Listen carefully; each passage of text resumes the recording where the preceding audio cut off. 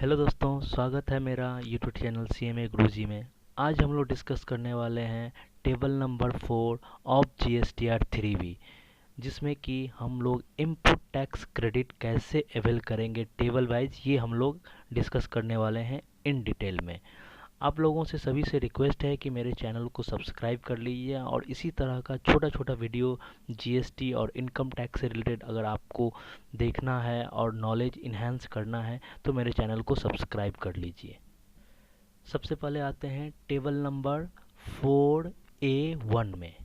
4A1 में imports of goods, जो भी गुड्स हम लोग फॉरेन कंट्री से इंडिया में इंपोर्ट करते हैं उसके अगेंस्ट में जो भी हम लोग इंपोर्ट ड्यूटी पेमेंट करते हैं, फिर IGST पेमेंट करते हैं under section 3 subsection 7 of custom act में, जो IGST हम लोग पेमेंट करते हैं उसका हम लोग क्रेडिट टेबल नंबर 4A1 में हम लोग अवेल करेंगे। लेकिन हम लोग क्रेडिट लेने से पहले जो भी IGST का क्रेडिट होगा वो क्रेडिट लेने से पहले अभी पोर्टल पे GSTR 2B में बिल ऑफ एंट्री वाइज भी आपका ट्रांजैक्शन रिफ्लेक्ट करने लग गया है, बिल ऑफ एंट्री वाइज। तो आप मेक श्योर कि क्रेडिट लेने से पहले आप ये देख लो कि 2B में आपका वो bill particular bill of entry reflect कर रहा है कि नहीं, उससे रिलेटेड जो इनपुट टैक्स क्रेडिट है वो रिफ्लेक्ट कर रहा है कि नहीं। 2B पर भी हम लोग का एक वीडियो है, उसको आप डिटेल में समझने के लिए आप उस पर भी हम लोग का वीडियो भी देख सकते हैं। 2B क्या होता है, उसमें कैसे इन्वॉइसेस रिफ्लेक्ट करते हैं, क्या क्या चीज़ रिफ्लेक्ट करते नहीं, उस पर मेरा एक सेपरेट वीडियो है, वो आप देख सकते हैं। अभी के लिए इम्पोर्ट ऑफ गुड्स अगर हम लोग कुछ करते हैं तो बिल ऑफ एंट्री वाइज जो 2B में दिख रहा है उसका क्रेडिट हम लोग ले सकते हैं।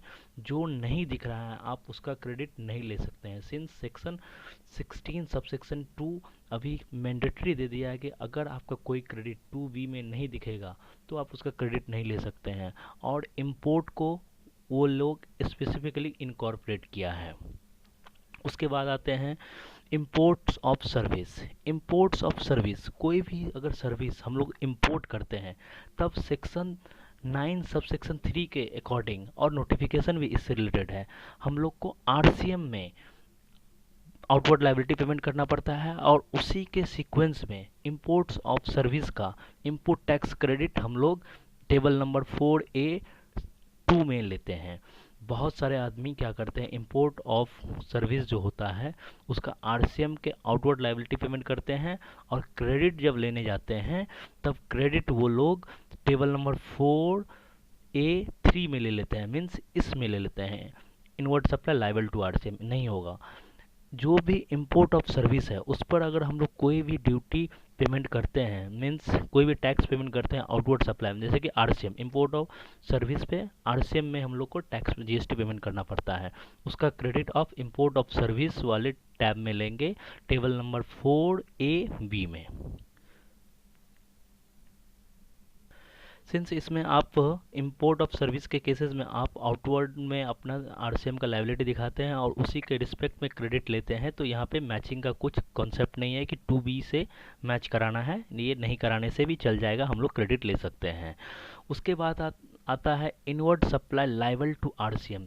जितने भी ट्रांजेक्शन्स जिसमें कि recipient is liable to pay tax उसको हम लोग टेबल नंबर 3.1 में दिखाते हैं आउटवर्ड सप्लाई में, वहाँ पे आउटवर्ड लाइबिलिटी दिखाया जाता है, उसके कॉरेस्पॉन्डिंग हम लोग सेम मंथ में क्रेडिट लेते हैं inward supply liable to RCM वाले टैब में, मीन्स यहाँ पे हम लोग लेते हैं। और यहाँ पर हम लोग टेबल नंबर 4A3 में जितना भी ITC रिलेटेड टू RCM होता है उसका हम लोग क्रेडिट लेते हैं। अब आ जाते हैं टेबल नंबर 4A4 में, means inward supply from ISD।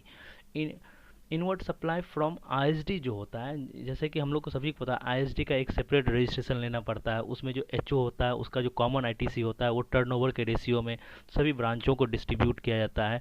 Inward input service distributor जो रहता है रजिस्ट्रेशन HO में लिया जाता है नॉर्मली, किसी किसी कंपनी में जोन वाइज भी लिया जाता है, लेकिन नॉर्मली सभी HO में रजिस्ट्रेशन एक सेपरेट रेगुलर रजिस्ट्रेशन के अलावा भी एक ISD का रजिस्ट्रेशन लिया जाता है, जिसमें कि कॉमन इनपुट टैक्स क्रेडिट को डिस्ट्रीब्यूट किया जाता है सभी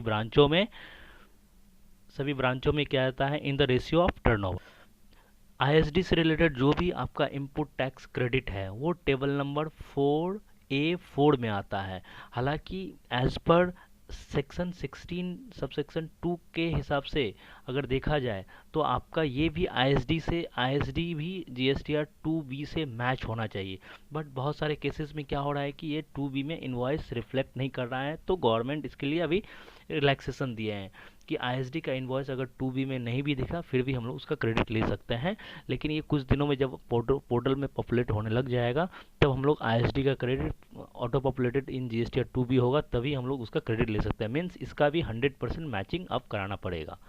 उसके बाद आते हैं all other ITC table number 4A5 में। ये ऑल अदर आईटीसी बहुत इंपॉर्टेंट है, केयरफुली सुनिएगा। नॉर्मली ऑल अदर आईटीसी में B2B इनवर्ड सप्लाई जो मेरे लिए है, जिस पर मैं परचेज किया हूँ और इनपुट टैक्स क्रेडिट मुझे B2B सप्लाई के लिए मिलेगा, उसका यहाँ पे टेबल नंबर 4A5 में हम लोग लेते हैं और इसका 100% 2B से हम लोग मैचिंग कराते हैं, फिर उसका हम लोग क्रेडिट ले पाएंगे। ये as per section 16 subsection 2 subsection AA में लिखा हुआ है क्लियर कट कि 2B से हम लोग को मैचिंग कराना पड़ेगा B2B इनवॉइसेस में। अब एक और इम्पॉर्टेंट वर्ड, अगर मान लीजिए आपके पास अगर ऐसा सिचुएशन होता है कि आप परचेज किए हैं from a vendor who is located in SEZ unit, तो उस क्रेडिट को आप कहाँ पे दिखाएंगे? उस क्रेडिट को भी आप ऑल अदर आईटीसी में दिखाएंगे। बहुत सारे जो टैक्स पेयर होते हैं उसे क्या करते हैं, इंपोर्ट ऑफ गुड्स में दिखा देते हैं, इंपोर्ट ऑफ सर्विसेज में दिखा देते हैं। नहीं, वो ऑल अदर आईटीसी में आएगा। Inward supply from SEZ unit से रिलेटेड जो भी इनपुट टैक्स क्रेडिट है वो टेबल नंबर 4A5 में आएगा, यानी कि यहाँ पे आएगा। और उसका भी SEZ का जो 2B में बिल ऑफ एंट्री वाइज जो रिफ्लेक्ट करता है उसका भी 100% मैचिंग होना चाहिए, फिर आप उसका यहाँ पे क्रेडिट ले सकते हैं। उसके बाद हम लोग आ जाते हैं part B of table number 4 of GSTR 3B। Part B में नॉर्मली ये रिवर्सल से रिलेटेड होता है। मान लीजिए रूल 42 और 43 के अकॉर्डिंग अगर अपना कुछ रिवर्सल होता है, जैसे कि 42 में होता है एग्जेम्प्टेड सप्लाई और कैपिटल गुड्स से रिस्पेक्टिव में अगर प्रोपोर्शनल क्रेडिट अगर हम लोग रिवर्सल करते हैं तो वो टेबल नंबर 4B पार्ट 1 में आता है। और एनी अदर रिवर्सल, मान लीजिए आप गलती से कोई क्रेडिट ले लिए, उससे रिलेटेड अगर कुछ रिवर्स करना चाहते हैं तो वो आप यहाँ पर अदर रिवर्सल में दिखा सकते हैं और वहाँ पे रिवर्सल। इसका मतलब अगर मान लीजिए इस टेबल में टेबल नंबर A में अगर आपका 100 रुपये का क्रेडिट रहता है और इन दोनों को मिला के अगर रिवर्सल 10 रुपये रहता है अगर कुछ है, तो आपका net ITC input tax credit available जो रहेगा वो 90 रुपया यहाँ पे ऑटोमेटिकली आ जाएगा। मैं आपको एक बार करके भी दिखा देता हूँ। मान लीजिए इससे रिलेटेड अगर 10 रुपया मेरा रहेगा तो देखिए यहाँ पे ऑटोमेटिकली 90 रुपये आ जाएगा। और यही मेरा ये जो इनपुट टैक्स क्रेडिट 90 रुपये है ये मेरा आउटवर्ड लायबिलिटी के साथ सेटअप होगा। उसके बाद नेक्स्ट मैं आ जाता हूँ डी में। सी तो नेट ITC अवेलेबल के बारे में हम लोग डिस्कस कर लिए। इनएलिजिबल ITC, डी क्या होता है? इनएलिजिबल ITC ये सिर्फ डिस्क्लोजर पर्पज़ के लिए है। एज पर एक्ट हम लोग का जो इनपुट टैक्स क्रेडिट जो कि इनएलिजिबल है उसका भी डिस्क्लोजर होना चाहिए, जैसे कि food and beverage, rental card, ये सब से रिलेटेड जो भी इनपुट टैक्स क्रेडिट है बट वो इनएलिजिबल ITC है उसका डिस्क्लोजर होना चाहिए, उसका प्रॉपर बुक्स ऑफ अकाउंट में सेपरेटली रिकॉर्ड होना चाहिए और उसका डिस्क्लोजर भी होना चाहिए। मान लीजिए कोई अदर रिवर्सल भी है वो उस और इनएलिजिबल ITC है, उससे रिलेटेड ITC आप यहाँ पे डिस्क्लोज कर सकते हैं। तो thank you very much for watching my video. Requesting you all कि आप मेरे चैनल को सब्सक्राइब कर लीजिए और इसी तरह का सॉफ्ट जो कि GST से रिलेटेड छोटा वीडियो रहेगा वो मैं आपके लिए लाऊंगा और आप लोगों का नॉलेज इन्हेंस करूंगा। Thank you very much.